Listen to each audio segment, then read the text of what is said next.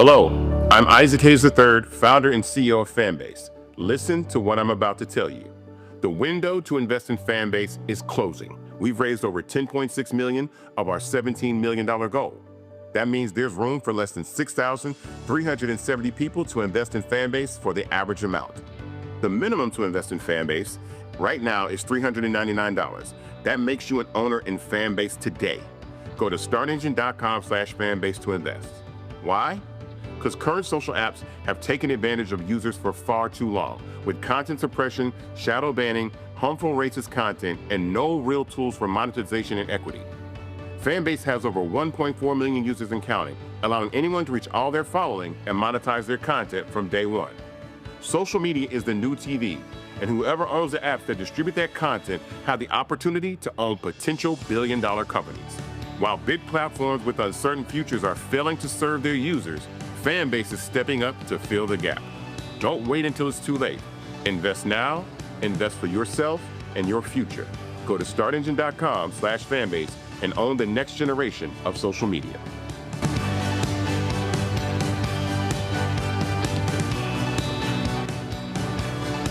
Folks, Black Star Network is here. Hold no punches. I'm real revolutionary right now. Support this man, Black Media. He makes sure that our stories are told. Thank Thank you for being the voice of Black America, Roland. Stay black. I love y'all. All momentum we have now, we have to keep this going. The video looks phenomenal. See, there's a difference between Black Star Network and Black-owned media and something like CNN. You can't be Black-owned media and be scared. It's time to be smart. Bring your eyeballs home. You dig?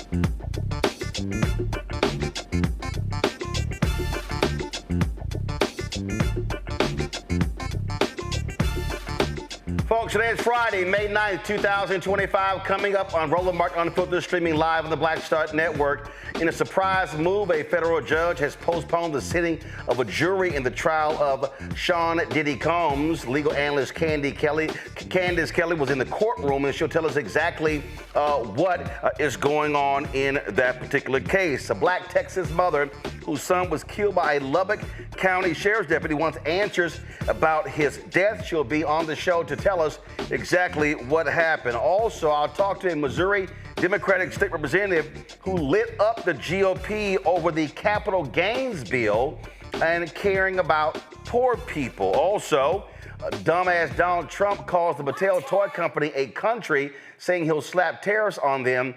And the thugs in Trump's ICE. They arrest the mayor of New Jersey, rough up an elderly member of Congress. Folks, wait till we show you the video. This harkens back to the days during Jim Crow of Jim Clark, as well as Bull Connor. It is time to bring the funk on Roland Martin Unfiltered. On the Black Star Network, let's go. He's got it. Whatever the miss, he's on it. Whatever it is, he's got the scoop, the fact, the find. And when it breaks, he's right on time and it's rolling. Best believe he's knowing. Putting it down from sports to news to politics. With entertainment just for kicks, he's rolling. It's on Go, roll, y'all. It's Roland Martin, rolling with Roland now. He's funk, he's fresh, he's real, the best, you know he's Roland Martin now.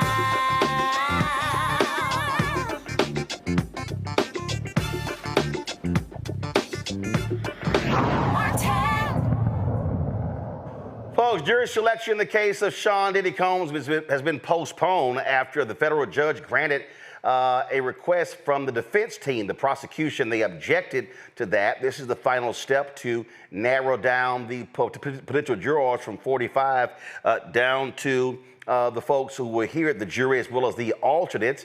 Legal analyst Candace Kelley was sitting in the courtroom today. Candace joins us right now. So what the heck happened?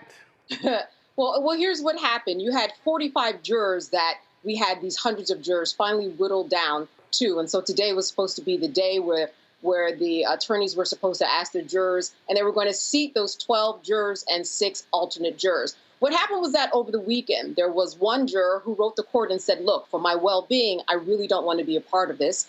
And then there was another potential juror who actually lied on his questionnaire. He was a part and is a part of a lawsuit against the city of New York, and he did not disclose that. So because of that, we are now down to 43 jurors. What the judge was scared of was that if the jurors were seated today, then they would spend the next 48 hours thinking about their situation, and then they'd have even more jurors pulling out, and then Monday would be a no-go. So he decided, let's just wait till Monday. We're going to seat all of the jurors, and then thereafter, we're going to go right into our opening argument. So that's what happened. They want to make sure that this pool stays intact. So it's a pool of 45, but it's going to be narrowed down to exactly how many?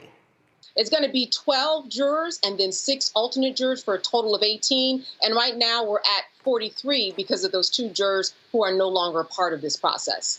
Gotcha. But it's not like there's going to be a delay in the trial. There's simply a delay in this final jury selection process.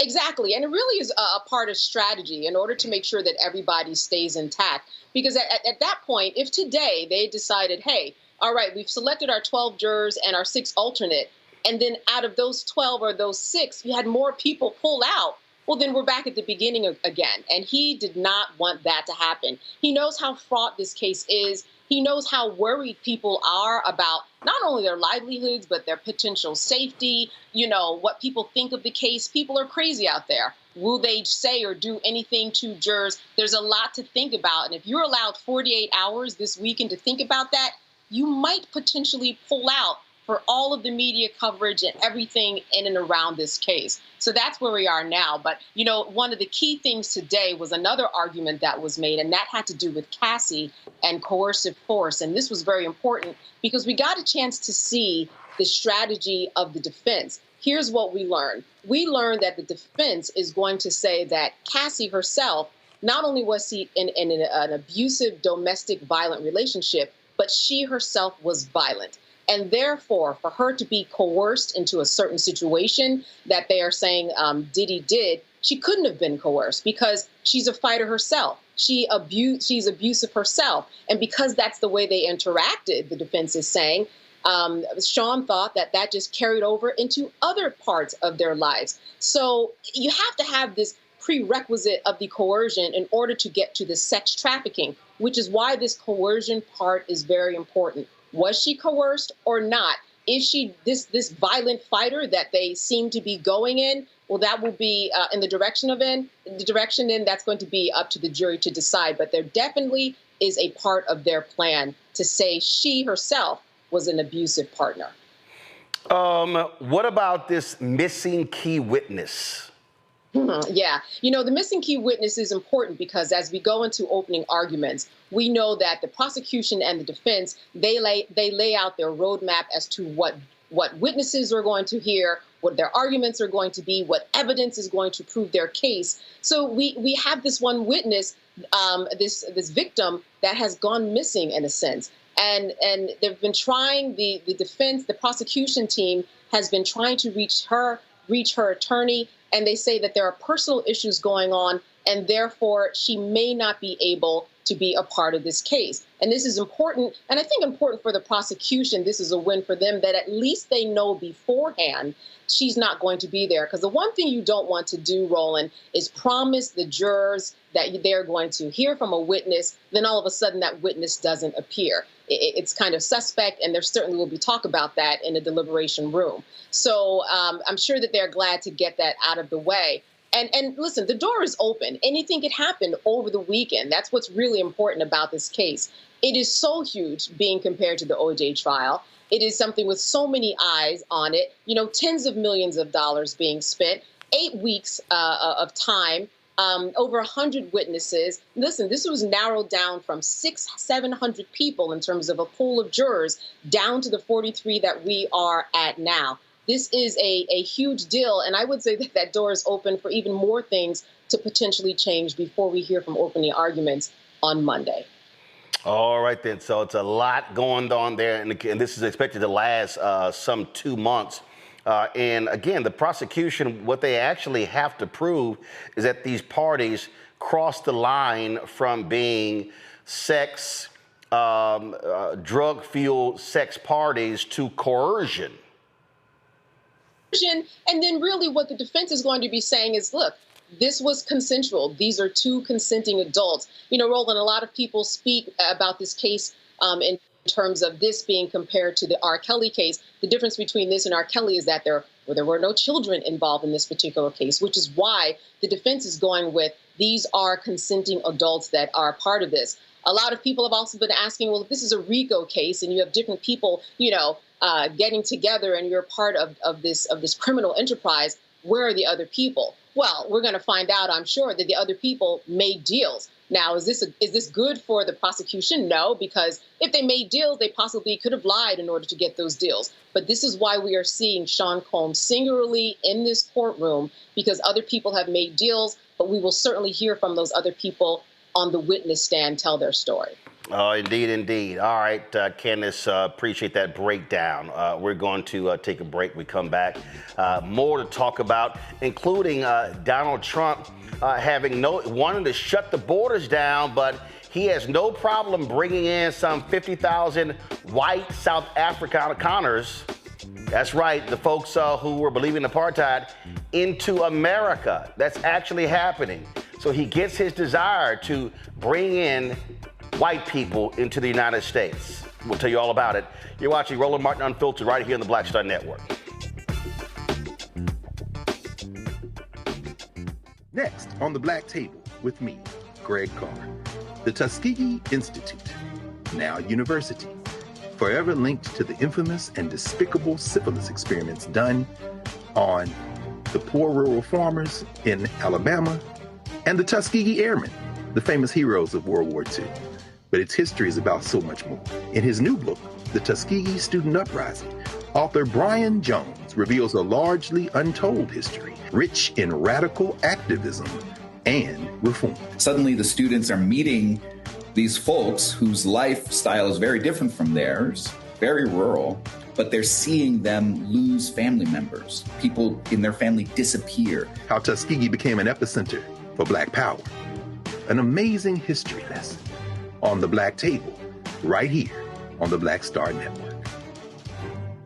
Hey, what's up? It's Sammy Roman. Hey, it's John Murray, the executive producer of the new Sherry Shepherd Talk Show. It's me, Sherry Shepherd, and you know what you're watching, Roland Martin Unfiltered.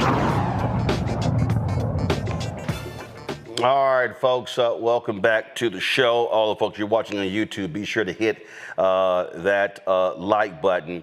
That's important for folks to be able to, of course, see the content here. Folks, Donald Trump, we know he can't stand black people. He can't stand women.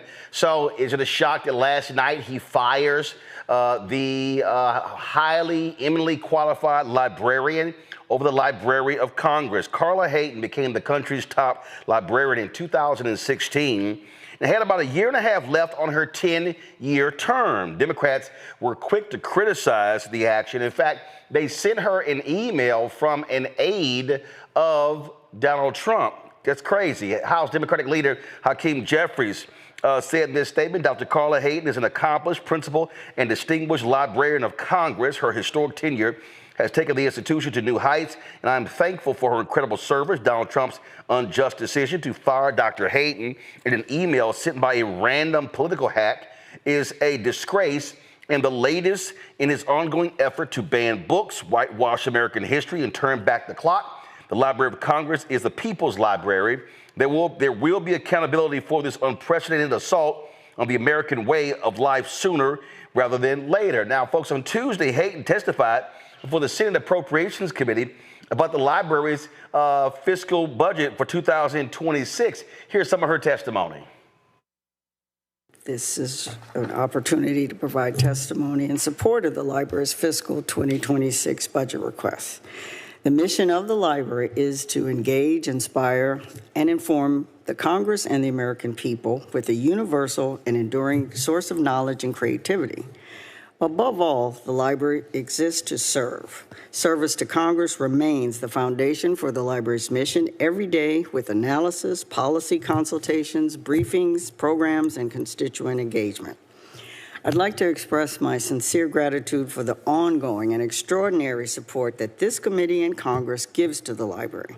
I especially appreciate the funding you have provided for major information technology, IT investments that we are implementing and continuously improving to meet user expectations for greater access and new and enhanced tools. Also, she's actually the first actual librarian to lead the Library of Congress. That lying press secretary of Donald Trump's, Carolyn Levitt, listen to what this idiot had to say about the firing today of Carla Hayden.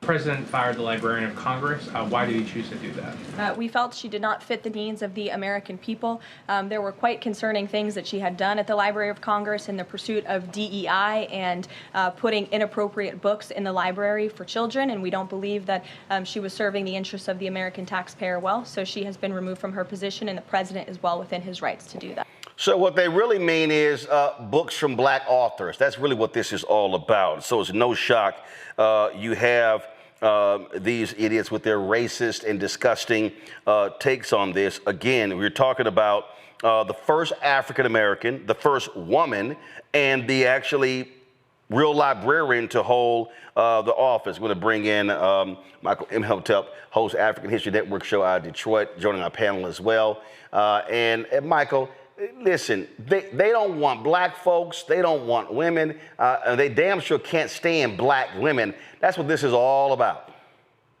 Absolutely. And Roland, this is about using DEI to wipe out African Americans all across the board, attack African Americans, attack Latinos, whatever it is, say that they're unqualified when they are highly qualified. The first librarian. Now, the Library of Congress was founded in 1800. OK, founded in 1800. That's 3 years before the Louisiana Purchase. And when you look at this right here, Caroline Levitt could not state specifically what was done that was wrong that disqualified her. She talked about inappropriate books in the library for children. Okay, well, which inappropriate books? Right. What was inappropriate about them? So what they do is they throw out DEI to attack Harvard University, Columbia University. Howard is coming. I'm telling you, HBCUs are coming, and they're doing this. This is straight out of Project 2025. This is what they have been planning, and all of this is a backlash to the racial reckoning that was taking place in this country as after the death of George Floyd. And she had 1 year left in her tenure. It's a 10-year tenure. She was appointed by President Barack Obama. So more things like this are coming. This is terrible, but it's not unexpected coming from the traitor-in-chief. Yeah, but here's the whole deal. This is normally an apolitical position, Candace. The numbers are astonishing. First of all, this is how shameless these people are. This is the email that they actually sent to Carla Hayden. Carla, first of all, have some respect, you assholes, by addressing her by Miss Hayden or Mrs. Hayden. No, go back, please. Thank you. Leave it there. Carla, on behalf of President Donald J. Trump, I'm writing to inform you that your position as a Librarian of Congress is terminated effective immediately. Thank you for your service. Candace, that was it. That was it. That's how, again, shameful the email is that they actually sent out. And again, the Library of Congress, to understand, again, the historical points, since 1802, only 14 people have held the position. The predecessor to Carla Hayden held it for 28 years. This is what you get with these thugs, Donald Trump and his thugs. You know what's happening, Roland? I see it as them rolling back and not having the constitutional convention that normally or very hard to have in order to try to change the amendments that are out there. Because one by one, all of our amendments are being eradicated. You can look at the 14th Amendment, the 5th Amendment in terms of due process, the First Amendment in terms of, protesting Columbia's campus, or even the Supreme Court making a decision and then Donald Trump saying, no, I'm just not going to listen to this 9-0 agreement by the justices. What he's doing is little by little is he is very much tapping and tapping away at all of the amendments that are out there. This time, it is the First Amendment. This is what it's about. It's about the First Amendment and schooling and making sure that whatever young people read or anybody reads in any system matches his agenda. And so we are talking really about censorship. That is what is on the table. And the First Amendment is at stake. It has always been at stake, and it will continue to be at stake if we do not fight and become informed about these issues so that we know the language with which we should fight with. And that's a problem. He is in a position now between his executive orders and this whole DEI umbrella that we were talking about, where everything can just be swept up under it. So the fight continues, but this is all about censorship in the First Amendment. Yes, DEI, yes, blacks, LGBT, women. They've banned books from women who talk about having freckles because they are different. So we're talking about kind of the most ridiculous things about how they want to make sure that people are not offended by certain things because they're treated differently than another person. Very backwards approach, and is certainly an attack on the First Amendment. Yeah, but it's not just the first. When you look at all their actions, and we're going to get to this when it comes to the arrest of Mayor Ras Baraka, they don't care about the Fifth Amendment. They don't care about the 14th Amendment. The only amendment they care about is the Second Amendment, Michael. Yeah, Roland. Well, you're dealing with a thug president. So when you have somebody that's a 34-time convicted felon, you can expect them not to follow the law. OK, and so once again, this is an example how elections have consequences. OK, so we're going to see more of this. We have to continue fighting against this. But this is a lawless administration. And you're going to see more attacks using diversity, equity, and inclusion actually to fire people. Okay, we see the closing of the Minority Business Development Agency, okay, which distributed billions of dollars in contracts for African American owned businesses. We saw that the Environmental Protection Agency was cutting grants, wiping out grants, talking about DEI. We saw that when you look at Cancer Alley, the lawsuit that the Department of Justice had against the petroleum company the petrochemical company, I should say, in Louisiana, in the area called Cancer Alley. They dropped that lawsuit citing DEI. Cancer Alley is 92% Black, 92% African American. So all these policies, even though they were not 100% for African Americans, we did gain some benefit. Okay, but now they are reversing all that. Yeah, they're just slapping DEI on everything. I mean, so this is the new critical race theory. It's like we're just gonna slap DEI on everything. But the real thing here that Candace laid out is Donald Trump, when he was, see, this is what people don't understand. He was not joking when he said, I want to be a dictator on day one. His whole deal is Candace, they want to take as much executive power. They believe that that legislative is irrelevant, judicial is irrelevant, that they hold all power. He wants to be a king. He wants to be Putin. He wants to be a dictator. He's doing that is he's finding workarounds. He's finding workarounds in executive orders. He's finding workarounds you probably have noticed in various press conferences when he's asked questions, he'll tell you, well, that's not the question that you should be asking. Or he will say, I absolutely know nothing about that. When, like Michael said, not only has he known about it, but, there's pen to paper about it in Project 25. So what they're doing is really a lot of strategy, right? And then they're putting things out in the forefront so that we worry about other things and won't worry about the desegregation policy that was just reversed down in a Louisiana parish, right?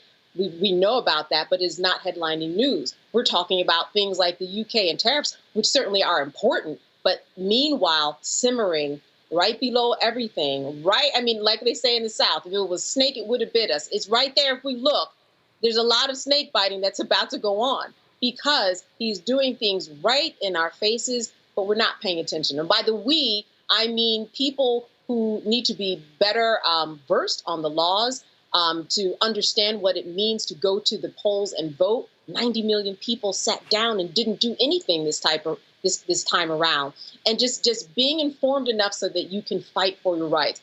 I find that many times people do not know even what they're supposed to fight about because they're just not informed or they're misinformed by the media. So that's where we are right now. It's really incumbent upon everybody to do their jobs to try to make sure that everybody is well aware of what is going and to pay attention to the details and what's going on beyond the surface, not just at the top.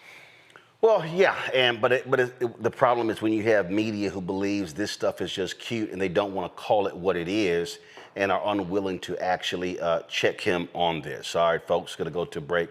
Lots to talk about, including Missouri State Representative who just blisters the Republicans when it came to them and the capital gains bill. We'll also talk about the ICE arresting Newark Mayor Ras Baraka. Folks, we're talking about, we're going back to Jim Clark and Bull Connor days. Members of Congress are outraged in the process. They roughed up an elderly female member of Congress. They're getting blasted. We're going to show you the video of what took place. It's shocking and stunning, but we know Trump doesn't care because all they care about is playing up to the camera. So lots to break down here. Roland Martin Unfiltered on the Black Star Network. Be sure to support the work that we do. Joining our Bring the Funk fan club. Your dollars are critically important for the work that we do. If you want to contribute via Cash App, please use the Stripe QR code. It's right here. You can see the QR code there. Point your phone to it. If you're listening, go to blackstarnetwork.com and go to our site. Check it out. Also, you want to send a check and money order, make it payable to Roland Martin Unfiltered. P.O. Box 57196, Washington, D.C. 20037-0196. PayPal is R Martin Unfiltered. Venmo is RM Unfiltered. Zelle, Roland at RolandSMartin.com. Roland at RolandMartinUnfiltered.com. If you want to get our Roland Martin Unfiltered Black Star Network swag, like the shirt that I'm wearing the crew neck. Don't blame me. Don't blame me. I voted for the black woman. Y'all see the T-shirt? Come on. Thank you. Come on. Come on. Thank you. All right, y'all see me wearing the sweatshirt. Don't blame me, but for the black woman, you guys, it's a sweatshirt, hoodie, t-shirt as well. Be sure to get that swag by going to rolandmartin.creator-spring.com, rolandmartin.creator-spring.com. Come on, let's show the graphic, please. So we can get our shirts, or go blackstarnetwork.com. We'll be right back.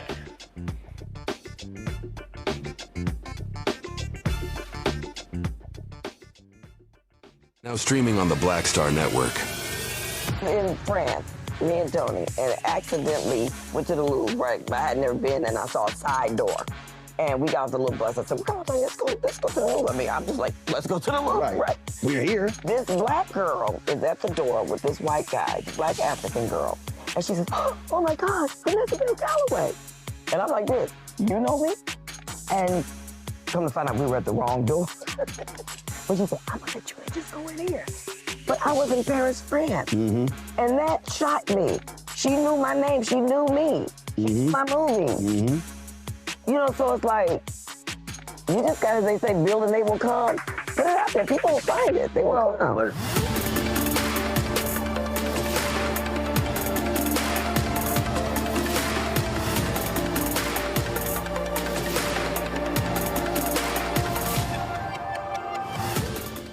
This week on The Other Side of Change. Let's talk. Vote blue no matter who. We need political imagination more than ever, and unfortunately, some people on the Democratic side really are discouraging that. We're going to dig into all of it. The Democratic Party needs to remember who they are and who they are responsible to. This is On the Other Side of Change, only on the Black Star Network. This is Reggie Rock Byford. You're watching Roland Martin, unfiltered, uncut, unplugged, and undamn believable.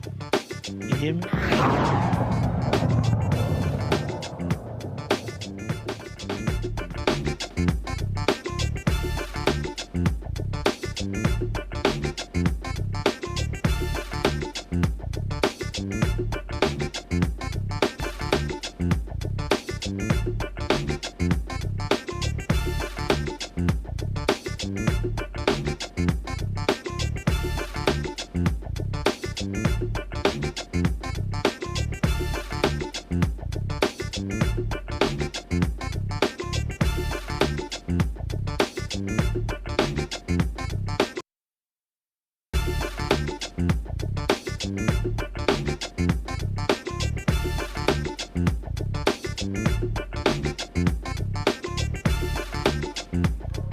All right, folks, a lot of drama happening when it comes to HBCU presidents. We're going to show you again, Will Packer, Florida A&M, a prominent graduate, just ripped into one of the choices for their finalists, targeting a what he calls a black MAGA Republican. Now, Bethune-Cookman, also in Florida, they've announced the finalists, 3 finalists for their president to lead the historic 124-year-old HBCU in Daytona Beach.